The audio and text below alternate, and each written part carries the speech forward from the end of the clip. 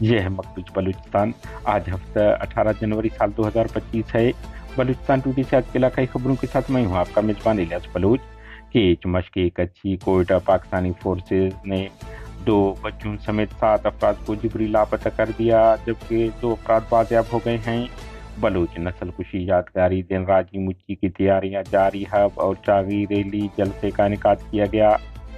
بلوچ نسل کشی خلاف طالبندین جلسے میں بھرپور شرکت کرنے کے لیے بلوچ علماء سے اپیل کرتی ہوں۔ مہرنگ بلوچ کلات پاکستانی فورسز قافلے کو بم حملے میں نشانہ بنایا۔ BLA کامران چوری کے مقام پر قائم فورسز چوکی پر مسلح افراد نے حملہ کر دیا۔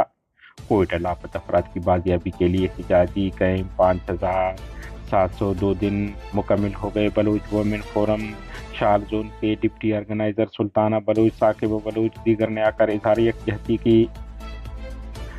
2 مختلف حادثات میں 3 افراد جاں بحق۔